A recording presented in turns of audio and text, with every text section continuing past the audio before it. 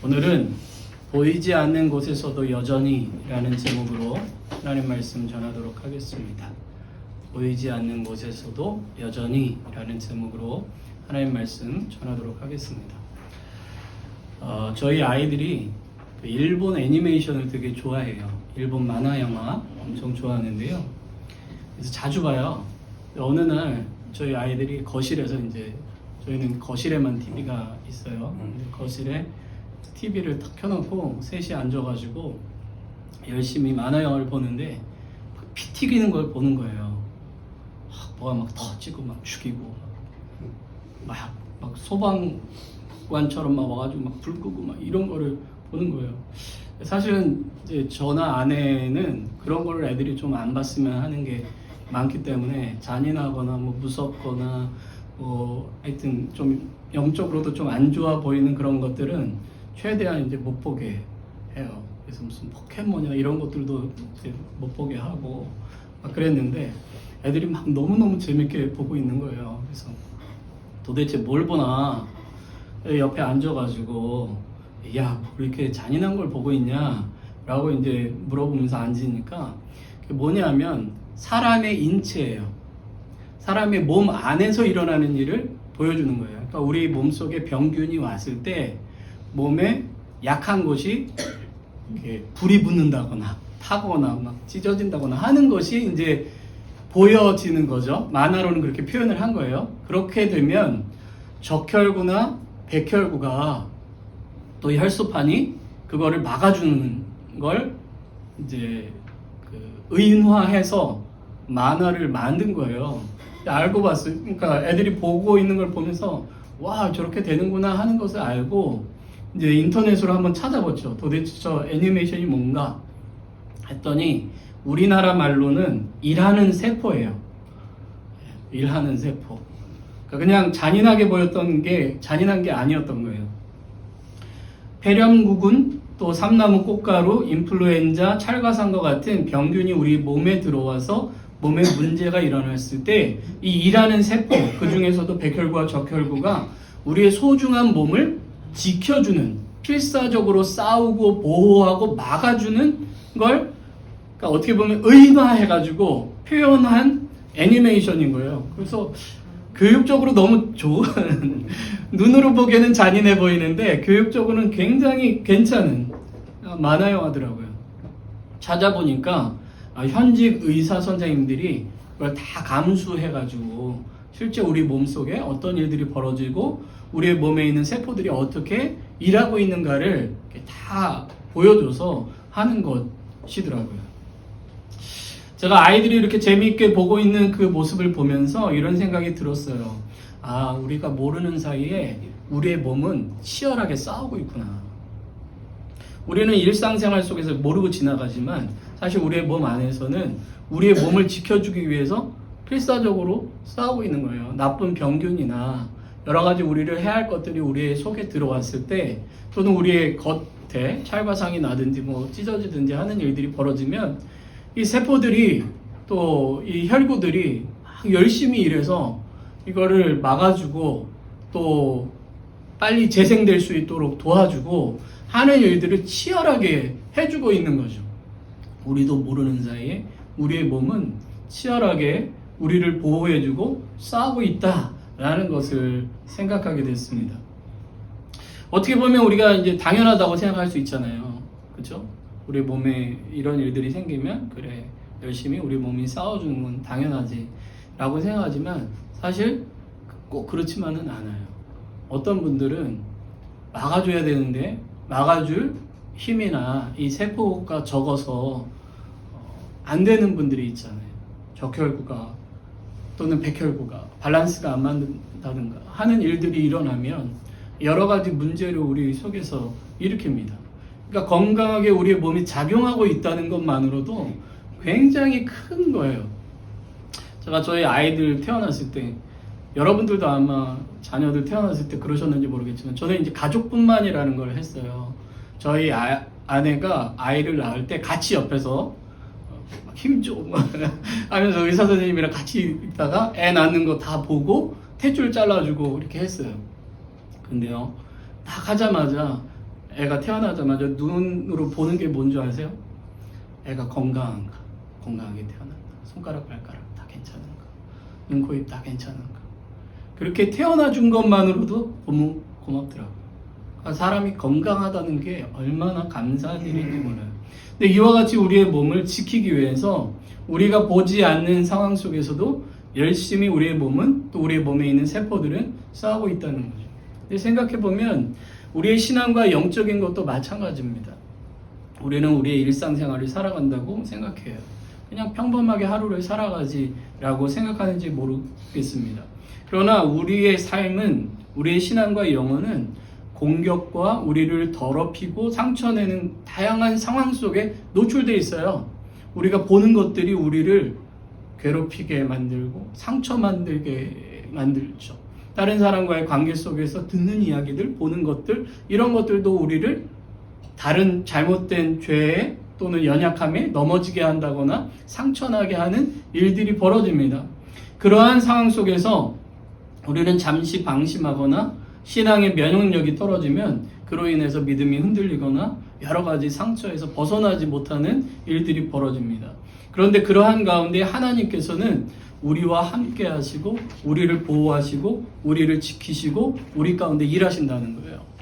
여러분, 우리가 이제 보혜사 성령님이라고 이야기하는, 예수님께서 제자들에게 약속하시잖아요. 이제 예수님께서 올라가시면 또 다른 보혜사도 너희에게 보내주실 것이다 라고 이야기하는데, 이 보혜사 성령님을 카운셀러 이렇게 표현하기도 합니다. 우리의 몸 속에서, 우리의 영혼 속에서 우리에게 상담하고 위로하고 격려하시고 도와주시는 분이에요. 뿐만 아니라 우리를 치유하시고 붙들어 주시는 분이시고 진리 가운데 우리를 인도하시는 분이 성령 하나님이세요. 날마다 우리 속에서 우리의 여러 가지 유혹과 넘어지고 실패하고 좌절하고 실망하고 낙담하고 눈물을 흘리는 그 모든 상황 속에서 우리가 알게 모르게 성령님께서는 계속해서 우리 가운데 일하시며 우리를 붙드시고 우리를 고치시고 치유하시고 다시 원상태로 회복될 수 있도록 도와주신다. 그것이 성경에서 우리에게 말씀하시는 내용이에요. 우리가 볼 수 없고 알 수 없는 상황 속에서도 여전히 하나님은 우리와 함께 하시고 우리 곁에 계시며 우리의 앞뒤에, 우리 좌우 옆에, 우리 위에, 우리 속에 거하시는 분이세요. 그분이 우리를 창조하신 하나님이시고 우리의 아버지이신 하나님이시다. 성경은 우리에게 그렇게 가르쳐주고 있습니다. 오늘 본문 말씀도 마찬가지예요. 우리가 알지 못하는 그 순간에도 여전히 함께 계셔서 역사하시는 하나님, 그 하나님의 행하신 일들을 오늘 이 말씀을 통해서 우리에게 보여주고 있습니다. 그 내용을 좀 같이 살펴보도록 할게요. 오늘 본문은 이스라엘 백성들이 이제 모압 평지라는 곳을 지날 때에 일어나는 일입니다. 이스라엘 백성들이 430년 동안 이집트에서 지냈어요. 처음부터 노예로 있었던 건 아니지만 그들이 처음엔 잘 살았는데 이제 그 왕국이 바뀌고 왕이 바뀌고 하는 일들을 겪으면서 그 창세기에 나와 있는 요셉이라는 사람이 이집트에 가서 총리까지 했었거든요.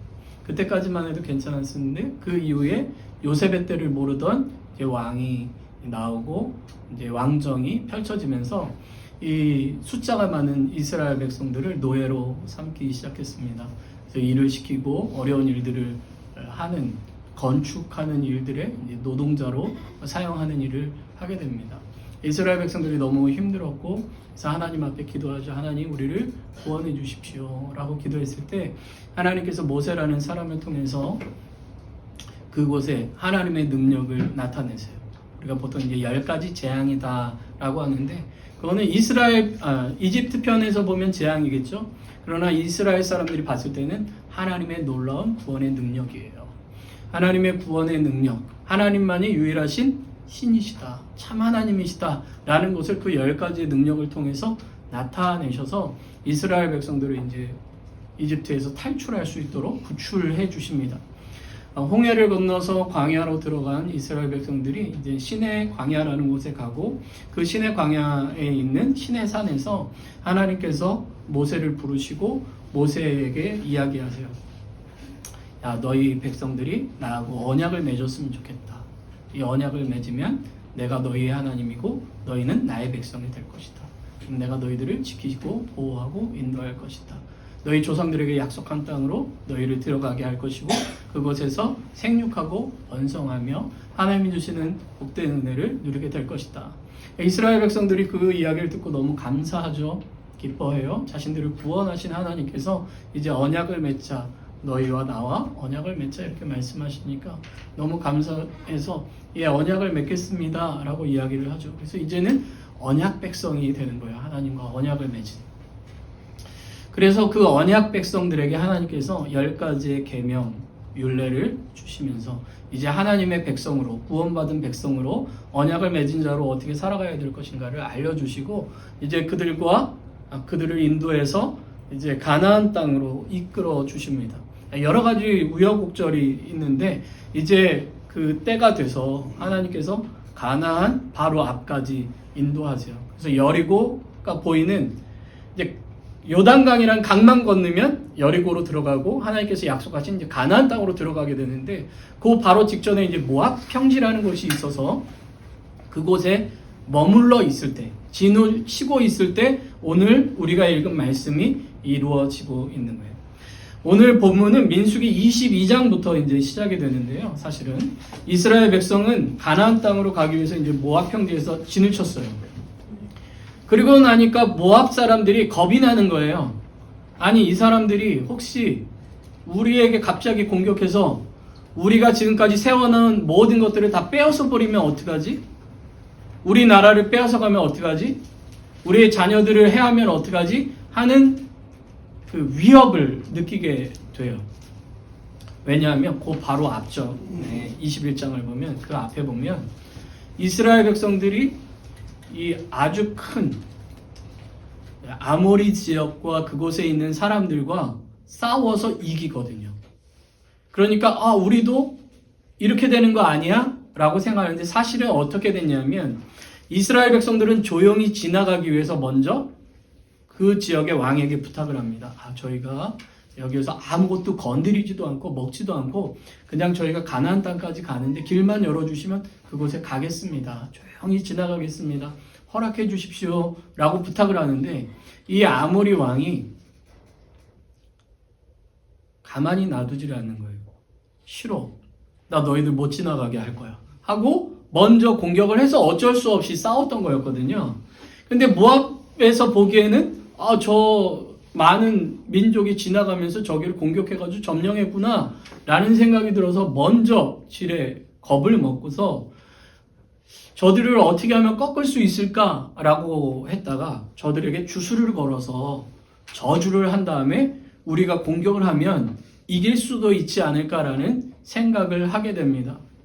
그래서 모압의 대표자인 이 발락이라는 사람이 있었는데 그 사람이 많은 지체 높은 사람들에게 재물을 가져다가 이 점수를 하는 발람이라는 사람에게 보냅니다. 그래서 우리 지도자가 너를 부른다. 그러니까 너 와서 그 얘기를 좀 듣고 이스라엘을 좀 저주해줘라. 근데 하나님께서 그것을 원천적으로 막으세요. 처음에는 못 가게 막으세요. 가지 마라. 가면 안 된다. 근데 이 발람이라는 사람이 계속 더 높은 사람이 오는 데다가 더 많은 돈을 주니까 이게 흔들리는 거예요. 그래. 나 더 높아질 수 있는데? 더 많은 돈을 받을 수 있는데? 막 이런 생각을 들으면서 마음이 흔들리는 거예요. 하나님이 그것을 다 아시니까 그럼 가고 싶으면 가. 라고 하신 다음에 그 다음날 가는데 한 가지 놀라운 장면을 보여주셔요. 그것을 통해서 하나님의 말씀을 꼭 듣지 않으면 안 되겠구나 라는 생각을 하게 만듭니다. 그래서 발람이 그 사건을 겪은 후에 이제 발락이라는 지도자 앞에 갑니다. 아니나 다를까 이제 발락이라는 사람이 그 사람을 데리고 높은 곳에 있는 바알이라는 신을 섬기는 바알 산당에 올라가서 높은 곳에 올라가서 이스라엘 백성들이 진친 것을 이렇게 쫙 보여주면서 네가 저 사람들을, 저 백성들을 저주해줘 라고 부탁을 합니다. 근데 이 사람이 이제 점수를 하는 사람이니까 이제 신에게 부탁을 할 거 아닙니까? 물을 거 아니에요? 근데 그때마다 하나님께서 다 역사를 해주세요. 그래서 그 사람이 저주하려고 할 때마다 7개의 단을 쌓고 7마리의 숫송아지와 양을 잡아가지고 제사를 하고 그리고 나서 점수를 하려고 할 때마다 하나님께서 그것을 철저하게 다 막아주세요. 그리고 그 점수를 할 때마다 하나님께서 오히려 그 저주를 축복으로 바꿔주십니다. 여러분들 그 주보에도 이제 제가 적어드렸는데요. 주보의 그 설교 내용들을 보시면 하나님께서 축복을 저주로 바꿔주시는 그 내용을 제가 적어놨어요. 첫 번째 저주하려고 할 때는 그들을 어떻게 축복했냐면 이스라엘 백성들이 생육하고 번성할 것이다 라는 그 축복을 더해주세요. 또 두 번째에 갔을 때는 하나님이 그들과 함께 하시기 때문에 그들을 해할 수 있는 것이 아무것도 없다. 그들을 막을 수 없다 라는 것을 또 선언하게 해주세요. 세 번째는 그들을 축복하는 자가 복을 받고 저주하는 자가 저주받을 것이다 라는 것을 선언하게 하세요. 이게 어디에서부터 나오는 거냐면 아브라함을 부르실 때부터 해주신 약속이에요. 이스라엘 백성은 복된 자들이고 그렇게 그들을 축복하는 자가 오히려 복을 받고 그들을 저주하려 하는 자들은 오히려 그것이 자신들에게 돌아가게 되는 것을 말씀해 주시는데 이스라엘을 저주하는 그 저주가 곧 너에게 돌아갈 거야 라는 것을 해 준 거예요. 발람이 그렇게 3번에 걸쳐서 하는 그 저주의 시간을 오히려 하나님께서 축복으로 바꿔주신 것뿐만 아니라 발람이 거기서 추가적인 예언을 하는데요. 그게 뭐냐면 하나님께서 약속하신 대로 그들이 땅을 차지하게 될 것이다 라는 약속이에요. 하나님께서 아브라함에게 주신 큰 2가지의 약속이 있어요. 이거는 이스라엘 백성들에게 계속해서 주시는 2가지의 약속하고 똑같은 거예요. 하나는 뭐냐면 생육하고 번성하는 거고요. 2번째는 약속하신 땅을 주시겠다는 거예요. 다른 말로 하면 너의 삶의 모든 삶 가운데 풍성할 것이고 하나님이 약속하신 것에 온전히 거하며 그곳에서 평안을 누릴 것이다.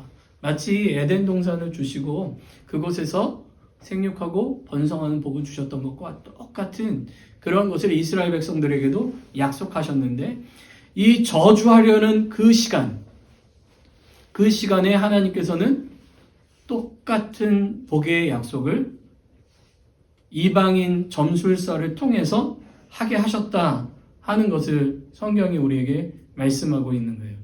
여러분 생각해 보세요. 이스라엘 백성들은 지금 누군가가 높은 산에 올라가 그들을 바라보며 저주하려고 했던 것을 알 수 있었을까요? 몰랐을까요? 몰랐어요. 누군가가 자신들을 바라보며 저주하고 있을 거라는 생각조차 하지 못했어요.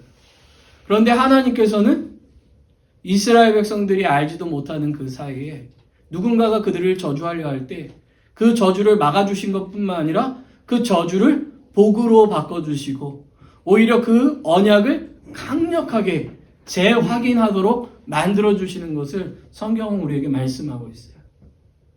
그렇게 우리의 삶 가운데 행하신다는 거예요.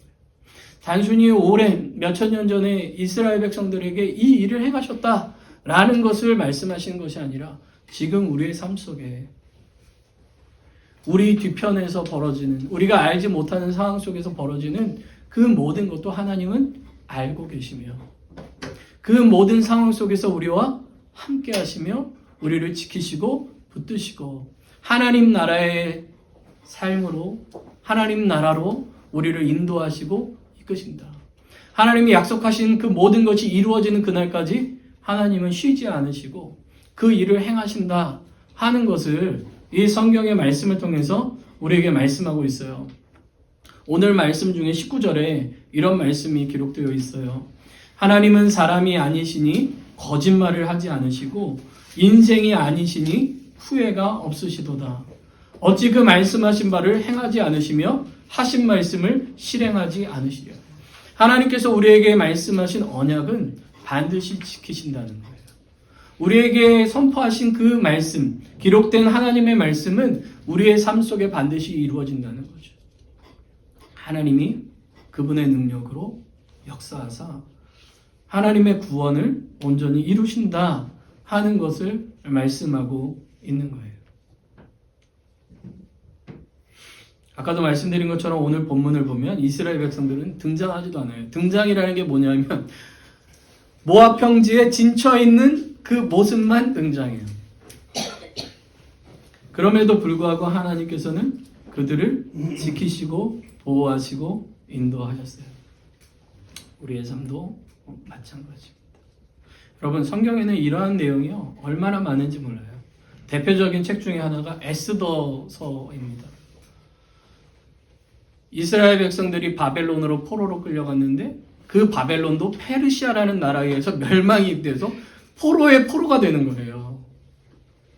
그런데 그곳 속에서 이스라엘 백성들을, 민족들을 다 죽이려고 하는 사람이 있었어요.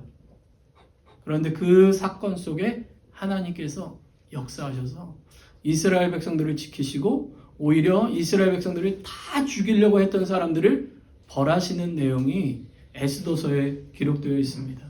다니엘서에서도 마찬가지예요.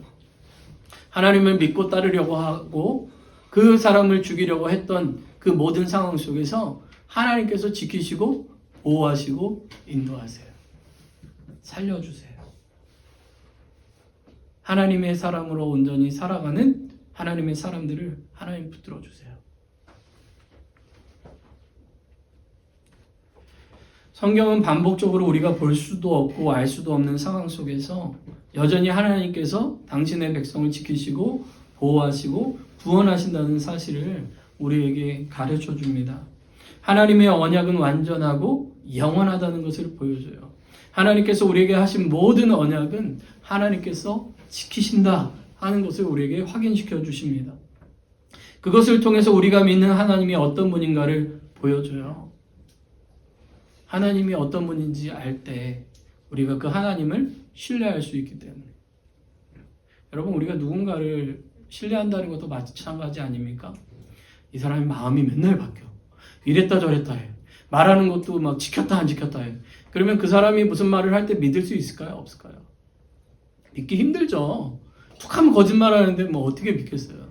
근데 하나님은 당신의 그 전능하심으로 그 약속을 바꾸시지 않을 것뿐만 아니라 그 지킬 능력이 있으신 분이기 때문에 그것을 반드시 지키신다는 것을 우리에게 보여줘요. 그렇기 때문에 우리에게 얘들아, 내가 너희들에게 한 모든 약속은 신실한 약속이야. 깨지지 않는 언약이야.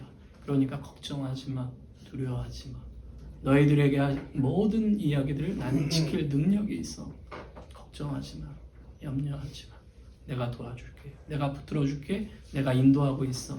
라는 것을 우리에게 가르쳐주고 있는 거죠. 말씀하고 계시는 거죠. 그래서 시편을 보면은 출애굽기 사건을 중심으로 한 고백들이 많이 기록되어 있어요. 그 기록을 통해서 여호와께 감사하라. 그는 선하시며 그 인자하심이 영원하다 하는 것을 계속해서 선포하게 합니다. 시편 117편은요. 시편 중에서 가장 짧은 장이자 시예요. 2절로 되어 있어요. 근데 1절에는 너희 모든 나라들아 여호와를 찬양하며 너희 모든 백성들아 그를 찬송할지어다 하면서 하나님을 찬양하고 찬송하라고 이야기합니다. 왜냐? 2절에 이렇게 되어 있어요. 우리에게 향하신 여호와의 인자하심이 크시고 여호와의 진실하심이 영원하기 때문에. 그러면서 할렐루야 여호와를 찬양하라 이렇게 마무리하고 있는 거죠. 우리를 향한 하나님의 인자하심과 진실하심이 크시고 영원하십니다. 저와 여러분을 향한 하나님의 인자하심이 크시고 진실하심이 영원하세요. 찬양 중에 계신주님이라는 찬양이 있어요. 송명희 시인이라는 분이 작사한 시인데요. 가사를 보면 이렇게 나와 있습니다. 제가 여러분들 주보에도 넣어드렸는데요. 나의 앞에 계신 주님, 나의 눈동자에 주 있게 하소서. 나의 머리 위에 계신 주님, 나의 머리 들어 주 바라보게 하소서. 나의 좌우 옆에 계신 주님, 나와 동행하시는 주 알게 하소서. 나의 뒤에 계신 주님, 나를 안으시며 보호하시는 주 의지하게 하소서. 송명희 시인은 63년생인데요. 태어날 때 의사의 실수로 뇌성마비로 태어났습니다. 지금 살아계시는데 평생을 뇌성마비로 살고 있어요. 어렸을 땐 또 너무 가난했기 때문에 어떻게 살 수 있을까 맨날 이제 죽고 싶은 그런 상황 속에서 하나님께서 찾아와 주시고 하나님께서 내가 너를 사랑한다. 내가 너를 특별히 여긴다. 하는 것을 알려주셨어요. 그때부터 성경을 읽고 또 읽을 때마다 하나님께서 시를 생각나게 해주셔서 정말 그분을 여러분들이 동영상으로 한번 찾아보시면 얼마나 그분이 혼자 몸을 지탱하지도 못하는지를 알 수 있을 거예요. 그런데 그 떨리는 손으로 한 글자 한 글자를 정말 그리듯이 써가지고 시를 써서 시집을 냈어요. 그 중에 많은 시들이 찬양으로 바뀌게 되는데요. 그 중에 하나가 이 계신 주님이에요. 이 찬양에는 하나님이 항상 함께 하심을 고백합니다. 나의 앞뒤에 계시고 나의 좌우에 계시고 나의 위에 계시는 그 주님, 나와 동행하시는 주님, 그 주님이시기 때문에 간절히 기도하는 내용이 뭐예요? 주님 보게 해주세요. 제 눈동자에 주님 있게 해주세요. 주님 의지하게 하세요. 주님만 바라보게 해주세요. 하는 것이 그의 기도 제목인 거죠. 하나님은 신실하게 항상 함께 하시기 때문에 내가 그 하나님을 느끼며 살기 원합니다. 하는 그 고백이에요. 그 고백이 저와 여러분들의 고백이 되기를 원해요. 하나님은 항상 함께 하십니다. 우리가 알든지 알지 못하든지, 우리가 느끼든지 느끼지 못하든지, 우리의 모든 상황 속에서 주님 함께 하시고 우리를 보호하시고 우리를 인도하십니다. 그 하나님을 바라보실 수 있기를 원해요. 마태복음 1장은 처음부터 하나님이 우리와 함께 하신다, 임마누엘 보여줍니다. 마태복음 28장은 문을 닫으면서 하나님이 우리와 영원토록 함께 하신다라는 약속으로 마무리됩니다. 성경의 모든 부분이 다 그렇게 되어 있어요. 성도 여러분, 주님이 여러분을 사랑하십니다. 주님이 여러분과 함께 하십니다. 주님이 여러분을 보호하시고 주님이 여러분을 지키십니다. 지금도 함께 하시고 지금도 인도하십니다. 그 하나님을 바라보시고 그 하나님을 의지하시고 그 하나님을 신뢰하시고 여전히 함께 하시는 나의 하나님을 붙잡으시는 저와 여러분들 되시길 바랍니다. 하나님이 우리와 함께 하십니다. 아멘.